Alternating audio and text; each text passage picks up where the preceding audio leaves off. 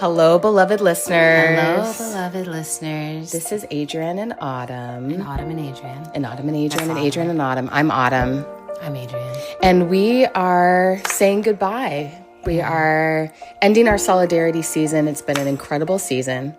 And we're about to go on a short break. Yeah, we need a little vacay. We need a little time to process all that brilliant solidarity wisdom.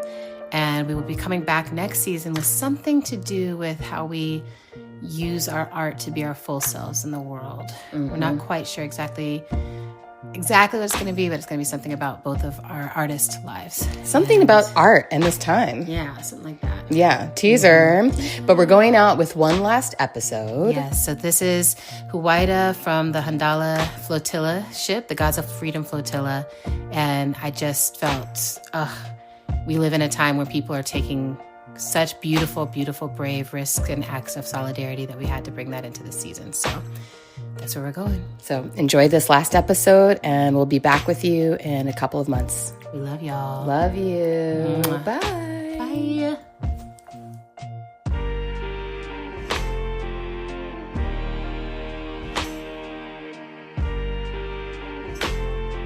I am coming on today to have a conversation with some of the people who have been involved in the Gaza Freedom Flotilla, about their recent journey and about solidarity and what's coming next.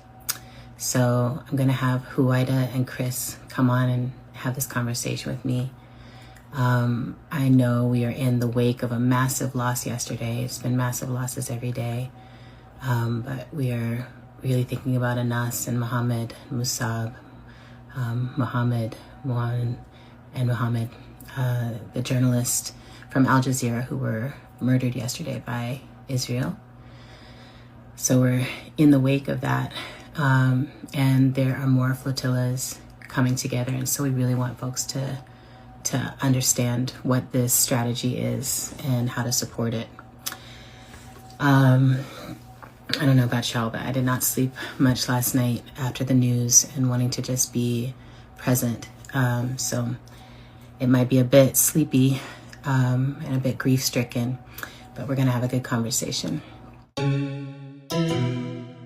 To start, I want to have us back up and just, if each of you could share a bit about how you came to this Palestine movement, this Palestine solidarity movement, like what brought you to it, what has helped you prioritize and center this in your life. Huwaida, maybe you can start us off. Yeah. So I am Palestinian American. I was born, and my parents made their way to the U.S. when my mom was 9 months pregnant with me. So in a sense, they wanted me to be born in the U.S. where they believed I would have a lot more freedoms and opportunity that I could ever have in Palestine. And I think at a really early age, I recognized the sacrifice that they made so that I could have these opportunities that so many millions of my fellow Palestinians didn't have. And with that comes a responsibility. And so after college, I moved to the West Bank. And I got involved because seeing just a lot of the atrocities firsthand really enraged me as a young, kind of naive, optimistic college student. I wanted to do something, and I got involved in co-founding the International Solidarity Movement, which is about really kind of globalizing the Intifada and having internationals participate in Palestinian popular resistance, like nonviolent direct action, directly confronting these policies. And years later, that's where the challenge to Israel's naval blockade of Gaza also sprung from activists of the International Solidarity Movement. We then became a separate organization called the Free Gaza Movement. But the idea was, Israel placed this near hermetic seal on Gaza in 2006, and it was illegal back then as a form of collective punishment. It remained illegal even if, I don't want to get into too much law, but even if we're going to look at it as a military tactic, Israel is not justified in using military force against the people that they occupy, but even if we were looking at it as a military tactic, it was having a disproportionate effect, negative harm on the civilian population. So a UN independent fact-finding mission in 2010 said it was also illegal. And all of these years later, it has only become worse because nobody has pressured Israel to stop. And so in 2008, we started sailing boats to say, I mean, yes, Gaza needs aid, but no, Gaza Palestinians don't want to live on aid. We have to challenge the policies that leave Palestinians in need of aid. So the world needs to be challenging, and the world needs to be trying to break this siege. And we are where we are today, where a country on trial for genocide is allowed to decide if any aid is going to get to the people they're actively exterminating. It's a bizarre, unreal, unacceptable world order.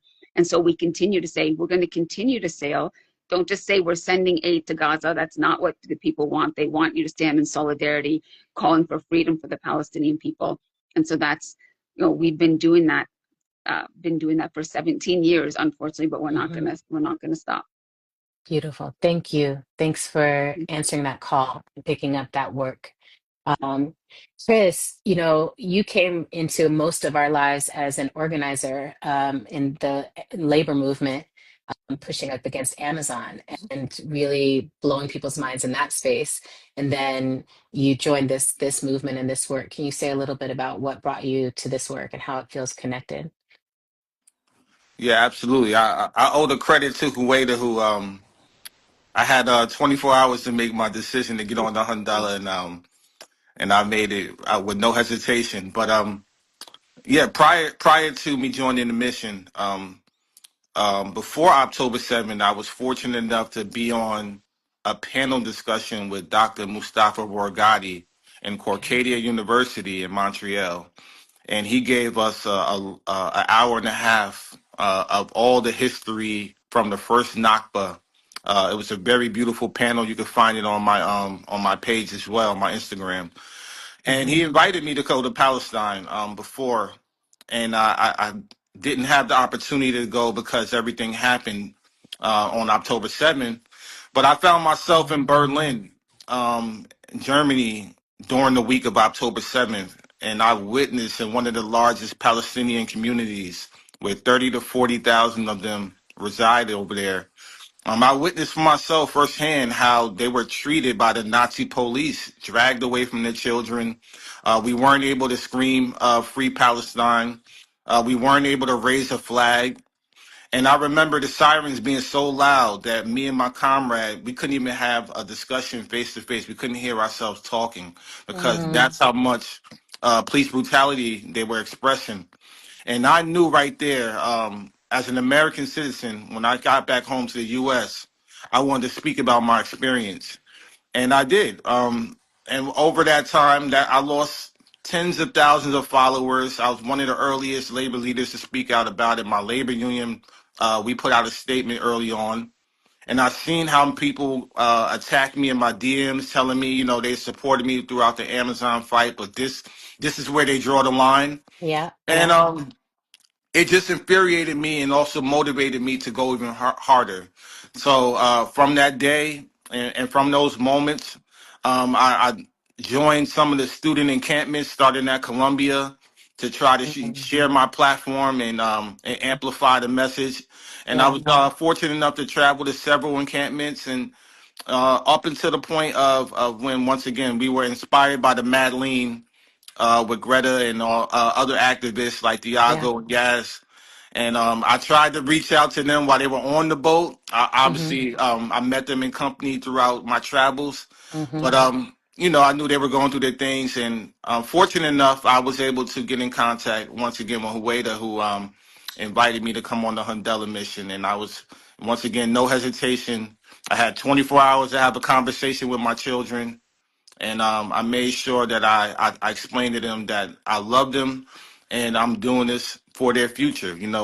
Fighting for Hmm. Palestinian children that are dying every day of starvation and being slaughtered by the IOF. This is not a society or not a world that I want to see my children grow up in. Wow. Thank you.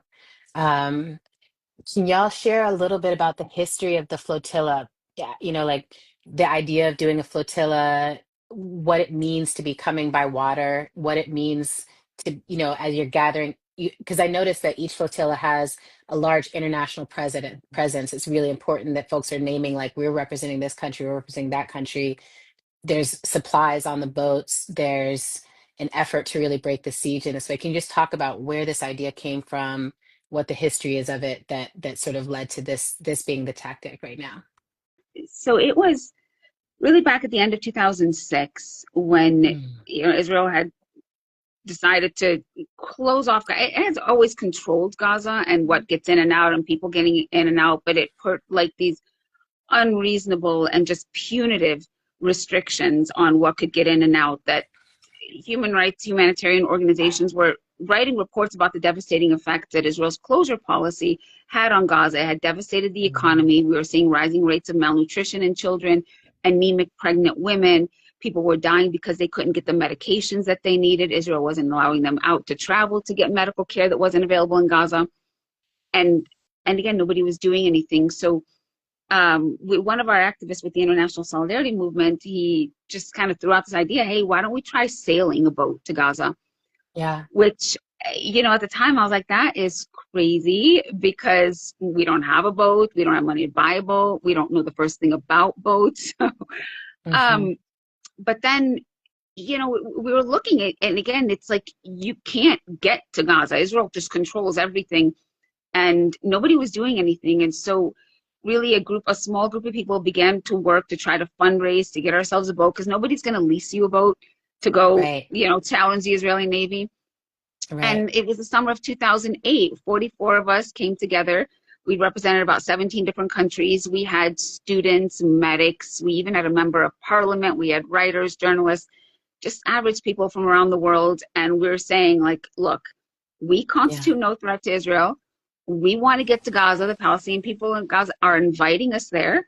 And, if Israel's going to stop us, let the world see that their policy has nothing to do with security, but it has to do with punishing the Palestinian people. This is illegal. They're trying to exact political concessions. They don't like who Palestinians voted for, and they're trying to use this weapon and this punishment to, again, exact political concessions. This is collective punishment. It's illegal. It was a little bit naive, honestly. Now that I look back at it, I was thinking, hey, the world didn't know. The world's just falling for Israel's propaganda. And if they really did know, they wouldn't stand for this, right? They wouldn't stand for this in the 21st century. Now we see that the world knows what's happening. They can see it, and the world's not accepting it. And millions are out in the street, but our governments are ignoring us and sending a really kind of dangerous message to us this way, in that it doesn't matter if the majority of their populations are outraged and don't support this, that they're going to do it anyway. But so 2008, we said, we're not turning back. Let the world see if Israel's going to hit us. And we didn't know what Israel was going to do, but we knew we weren't turning back. And at the last minute, Israel backed down and it did not attack us. And we actually made it to Gaza. The first time ever that boats had made it to the port of Gaza without Israel's permission in over 40 years of occupation. And I cannot even describe to you just the feeling of, I don't even know what to call it, but like tens of thousands of Palestinians, when they heard our boats were coming through, rushed to the port to meet us, and they were so excited and welcoming us really like heroes. And we weren't carrying humanitarian aid.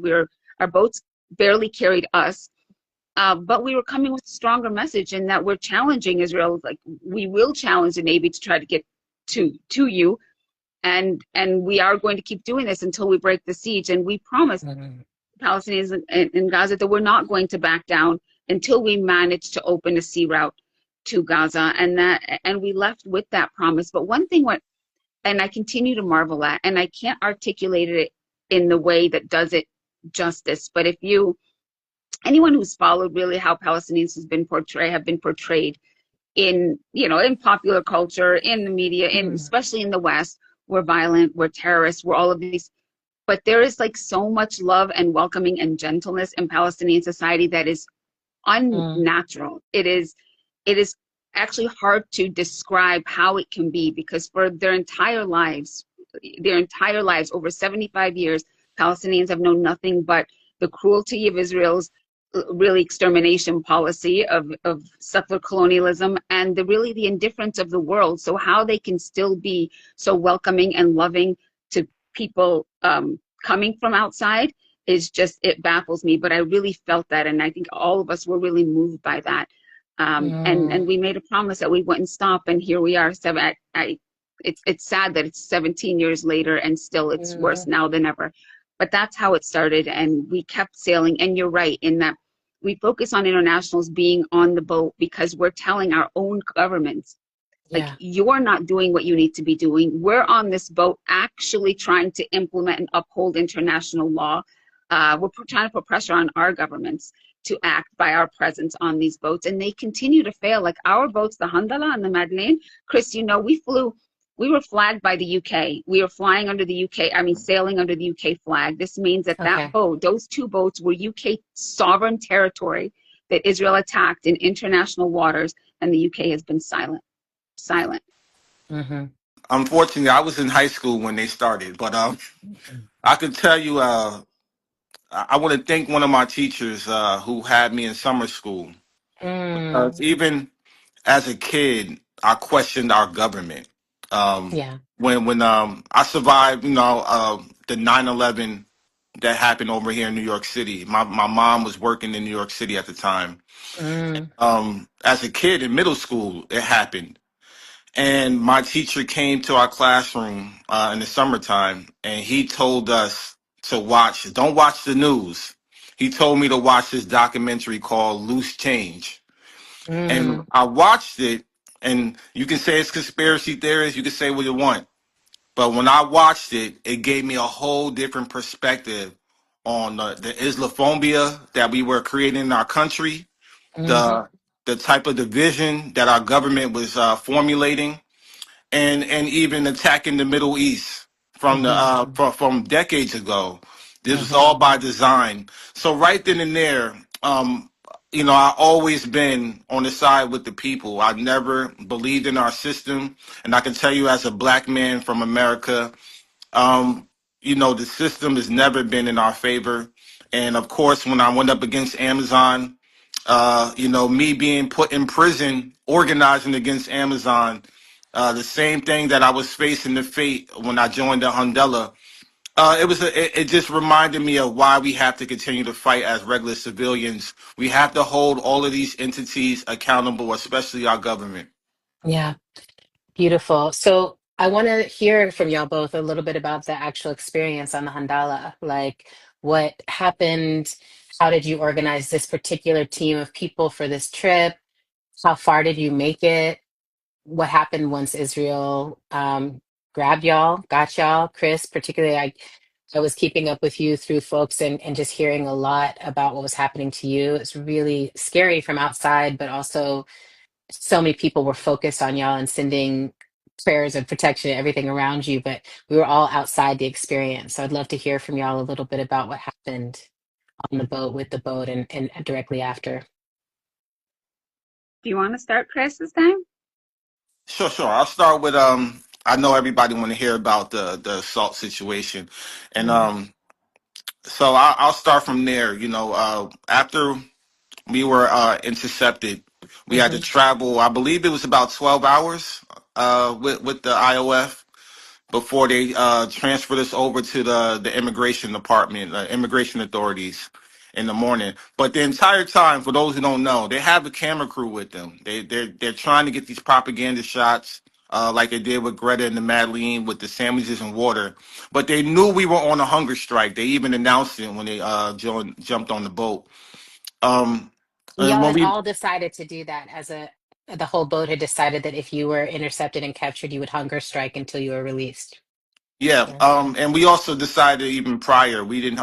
We already started hours before, even a half a day before, and we're exhausted. We have no energy. We're sleeping on deck uncomfortably for almost 12 hours. And when we were handed over to immigration, there was another camera crew there because they want propaganda, and I think Huwaida is the one who started leading the chants, "Free Palestine." And then I picked up where she left off when because they were calling us off one by one. Mm, And I was picking up where she left off. I had a chant, basically intertwining Union Call with "We Are the Mighty, Mighty Hundela." And I was blocking my face because I'm gonna be honest. I was giving the IOF a piece of my mouth. I came all the way out there, and I just couldn't hold back. I couldn't hold back, so I was definitely telling them who I was, and as an American, but I was also voicing my concerns, saying that without those weapons and without those guns, you guys are nothing. And it wasn't the IOF who was assaulting me. It was immigration. When I got on land, one of the authorities held my shoulder back, telling me to stop, and he called over 7 authorities who jumped on me. They threw me on the ground. They put their knee in my back. They twisted my arms behind my back, and then 3 on each side. They levitated me, and one was pulling my hair and using my chains as a noose to choke me to the point where I couldn't breathe. And I'm telling them that I couldn't breathe, and they were just telling me repeatedly to shut up, shut up. And I think I even heard Huwaida's voice. She might have been in the area, and she if I'm not mistaken, I heard her try to get into the room. They separated me from the rest of the crew. They had me in a separate room. They threw me up against the wall face first a few times, and they were saying some racist remarks. They were saying that they're not my brother, that they're the furthest thing from my brother, and then they guarded me with 5 guards the entire time. I couldn't speak. I couldn't interact with anybody, and I heard everybody in the next room, asking, "Where's Chris? Where's Chris?" And I couldn't say anything. The entire process, I was pretty much guarded the whole time. Mm. Yeah. Yeah, no, they had taken me and another Bob Subairi, who is also an American. He's a American Jewish activist, and they had taken us both off because we actually have citizenship, like Israeli citizenship, or 48. So they can't deport us. They're going to transfer us to to the police and not to the immigration authorities. And they were moving us around, and then I see them like dragging Chris and throwing up against the wall. So I started screaming and trying to get to him, and then they pulled us out of the room and didn't know what happened to him after that, and just heard later, obviously was horrified. We knew, right, Chris? We talked about some people who will get more racist violence from Israel because that's just the way they are. We black and brown bodies for sure.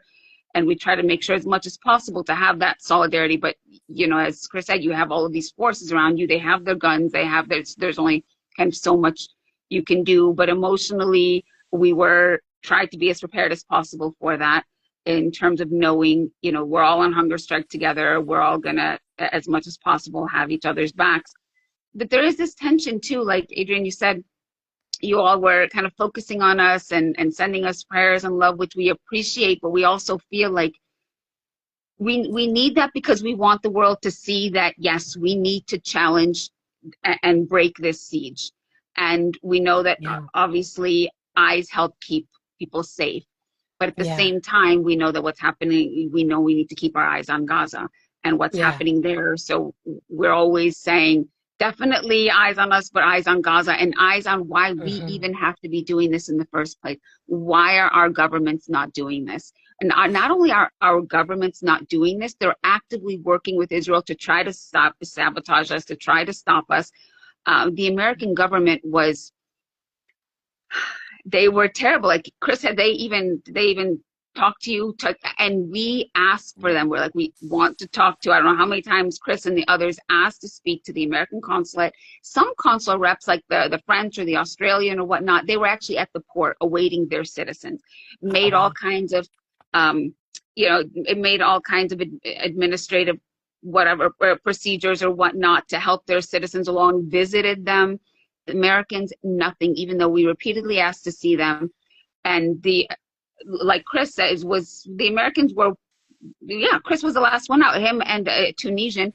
The Tunisian embassy met their citizen at the border when they were taken to Jordan, not the American, like not a phone call, not asking about them, not nothing. After at least 5 days in captivity illegally, and working with the International Solidarity Movement over the years in the occupied Palestinian territory, I know that when internationals get arrested, other embassies or consulates are asking about and visiting their nationals within 24 hours. The Americans always gave themselves at least 72 hours, and even then they don't help you. And in this case, we had American citizens in Israeli captivity, illegally kidnapped in international waters, and the American, consulate didn't even ask about them at all. So it's really shameful. We know our money and everything else, diplomatic support goes to Israel, but even when it comes to your own citizens, you won't uphold their rights. It's like Israel above even the lives of your own citizens. And I'll take it even a step further. When I did get released and returned back, all of these politicians They visited me when I beat Amazon. Every last one of these progressives, all of these famous people from AOC to Bernie Sanders to the president of the White House, the former president Joe Biden, to Kamala, to anybody that you can claim of, Cory Booker, they all know who I am. Every last one of them. And they have said nothing. Nothing. And it's deliberate. They don't, you can't tell me that unless you was under a rock that you didn't hear about what's happened to the Hundela crew and what happened with me specifically. It's complicity, but it's once again, they are participant in this genocide.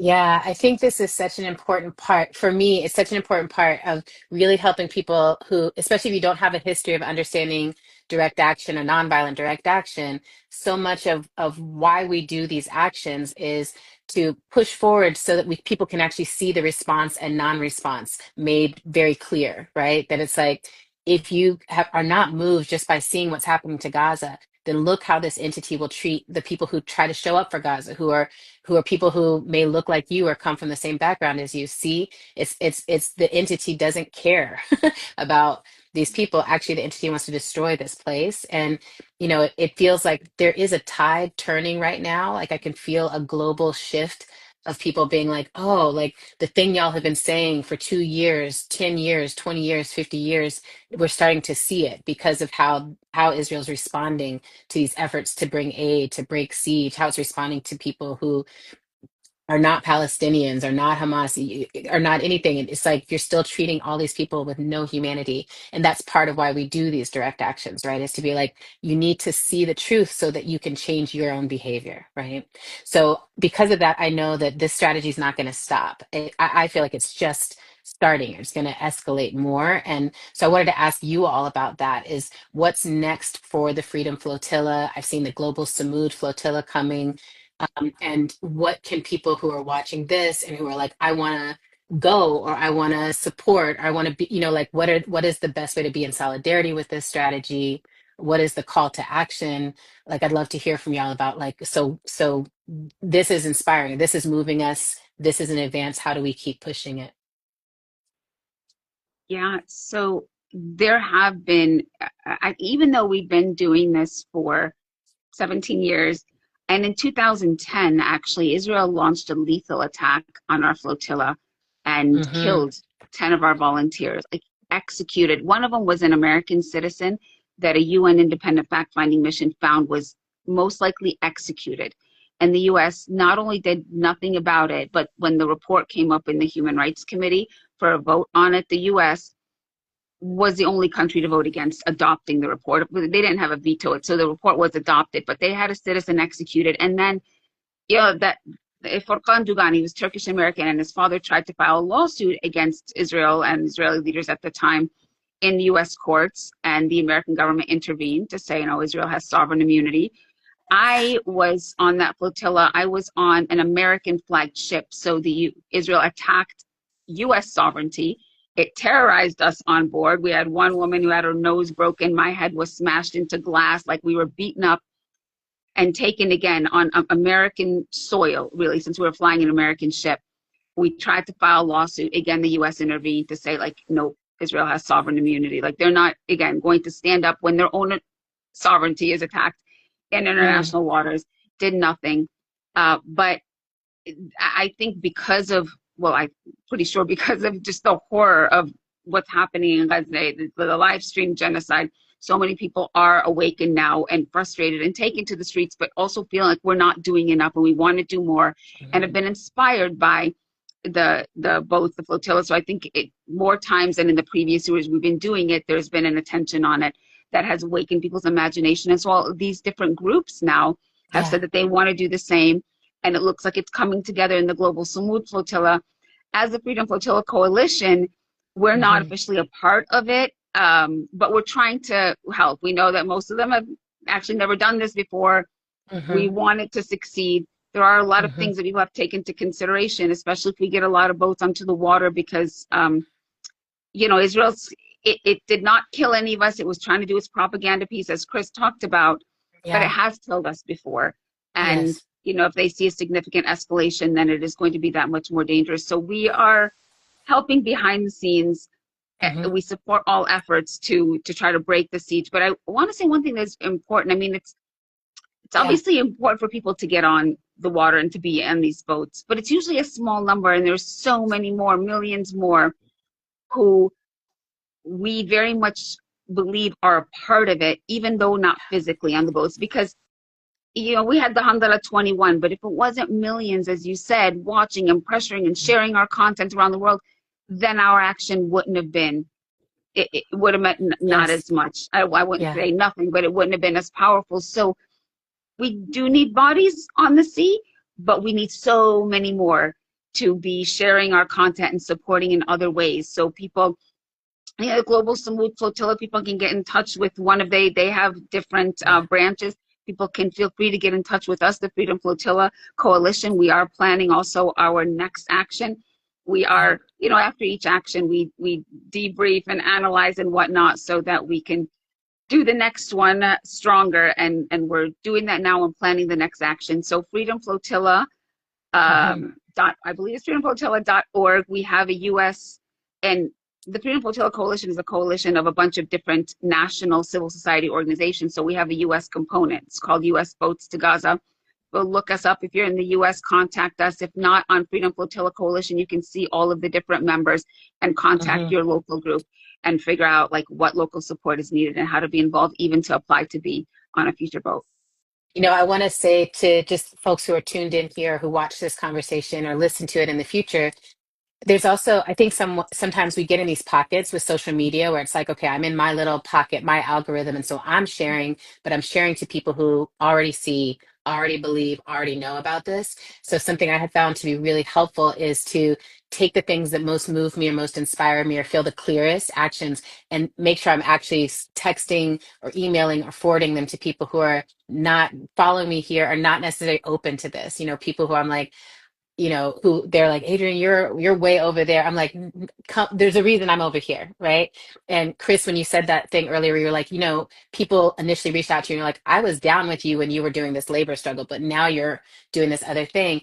And when people said that to me, I'm like, yeah, if you trusted me on all these other issues, if you trust that I'm doing my due diligence to know what I'm talking about and to stand on the side of justice here, that I'm asking you to pay attention to what I'm paying attention to so that you can also understand why I'm taking the stances that I'm taking. And so that means sending stuff to people who might only be watching mainstream news and so are not really getting a clear picture of this. Sending this to people who might only be exposed to the propaganda, who are not getting a clear picture of this. And so I think that's one of the ways that people, it's like if your main activism is digital and is sharing in this space, it's not only doing it on your social media, but also taking it and sharing it to your communities, to your friends, to your family and other people. Um, I think also sending resources to, you talked about this, like it takes resources to buy a boat, to buy the supplies, to fly people to get to where they need to get to, legal support to help people once they're in these circumstances. So really thinking, I'm like, there's multiple ways to do it, raising attention, raising awareness. And then Chris, I know when you landed back, a lot of people, like even though the government didn't come out to meet you, I know a lot of people were mobilizing to be there when you returned. And it feels like that also matters, that people see like even if our governments aren't watching this, we're watching this. And it's the more people come and watch, document, share, the more that this becomes something that is an unignorable strategy. And I really want to Absolutely. yeah, I really want to respect and honor, like, the whole point is also we don't want to distract from what's happening in Gaza. We want to, it's like pointing the attention through the flotilla at Gaza, right? That's Pointing right. the attention through it at Palestine and at the Palestinian struggle and taking leadership from those on the ground. So I've seen all of that and how you're showing up. And Huwaida, I also want to just say, I love how you just spoke about like, oh, we're not part of the global Samu flotilla, but we are giving advice and support behind the scene, and we support that happening. I want that so much for all of our movements to be like, even if we're not the ones leading this part, we're helping in every way we can. We see it all as solidarity. We need as many of us as possible to be tuned in and taking action and doing something about this. Um, so freedomflotilla.org. On here, you can follow Gaza Freedom Flotilla. You can follow Huwaida. You can follow Chris. Are there any other things before we wrap up here that y'all just want to say or invite or bring attention to? I would just say, to piggyback off of both of you guys, as an organizer, you have to understand that people are going to be radicalized in their own ways, Yes. and it may not be when you want it, but you have to be there and be available for when they're ready Yeah. to have that conversation. So even the ones who didn't support me at first, it took them some time because America's very retroactive. As you know, we Yes. gotta wait till things get really worse before it gets better. And Yeah. that's just the type of country we live in. So even with my own friends and family, I have struggles with their conversations when it just became to Amazon. And now that we're talking about Palestine, I was so happy to see the community there at the airport, but also my mother, who's finally Mm. been a very strong voice now for me in the background. And secondly, I would say this to my comrades. A lot of them been reaching out to me. They want to join the flotilla. And Hmm. Huwaida already laid it out that this is not a joyride. We make it look easy sometimes. We even make it look fun. But I know Huwaida, who's done this 9 times, myself for my first time. It is very much of a culture shock when you're living on the water, on an open graveyard. Yeah. People got to realize you're selling the Mediterranean Sea that already claimed millions of lives and claim lives every day. There's refugees Yeah. out there every day.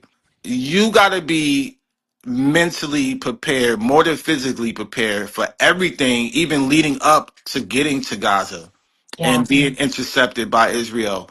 It's a whole nother type of activism we're talking about, and it's not meant for everybody. And I Yeah. would just say this lastly, that everybody has a role to play, like you said. Whatever your skill sets are, whatever way you feel that you can contribute to the movement, you do that. Doesn't mean you Yeah. have to join the flotilla, whether it's taken to the streets, whether Yeah. it's especially if you're a union member right now, pushing your union to pass resolutions and divest fully from Israel, shipping arms and manufacturing weapons. That's another way that we Yeah. can help. We can all help amplify the liberation of Palestinian people. Thank you for that, Ueda. And I just want to shout out Chris's mom because she Yeah. was really, really great. And it's not easy for family Chris, members what's your to, mom's name? Dawn. Shout Yeah, out Dawn.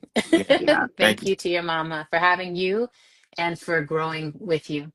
Yeah. yeah, Thank you. no, absolutely. And I echoing that, um, just to always believe, like the situation seems so overwhelming, like it's hard not to feel disempowered, but we must not let them do that to us. Like we know that that's what they want to do to us. And so just realizing our own power, like there's something we can do every single day, even if it's talking to our neighbors today. Sometimes we forget, hey, our next door neighbors, do they know about this? And we get to, like you said, sometimes in our own echo chambers, but reaching a little bit outside of that and realizing there's something we can do every day because we have to be opposed to what is happening now. And it takes all of us. And lastly, I'll just say about because it's gotten so bad and a deliberate like, engineered famine. So we are seeing babies being starved to death.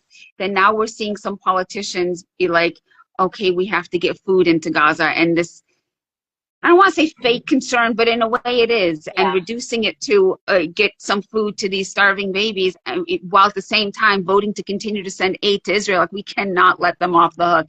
It's a broader Yeah. policy, and because the pictures of emaciated babies might not be good for your political future, and so you want to show concern and talk about getting food to Gaza, like no, please don't let them get away with that, because then they're turning around and voting for continuing to support, sending weapons to Israel, and that's not. We can't accept that. So. Really appreciate that. I feel like being in American right now, being in the US right now, it's like there's layers to what the fight that we're in, right? So we're in a situation where it's like democracy is being pulled out from under everyone like a rug, but it was a dysfunctional democracy all along. Yeah. And so now we're in this fight of like, what are we going to do to reclaim the democratic practice to be able to even enforce any of the things that the citizens want? How do we fight for that?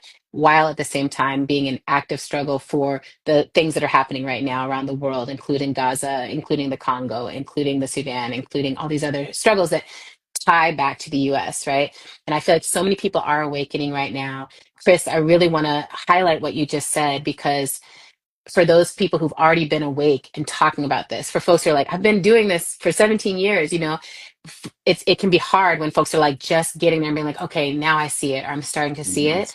And to try to see our revolutionary work is also welcoming people in, right? And being like, you just got here, come on in and let's put you to work. You just got here, come on in, and the next thing you can do is help someone else to understand, like, because it's the less we can divide from each other, and the more we can see ourselves as like the point of an arrow. It's like I'm pointing somewhere and I want as much power behind that arrow as possible. Whenever you show up, we need the power behind you.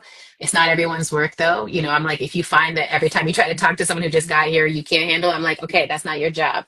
Pass it on to someone else. There's someone else who's there to be a welcoming energy.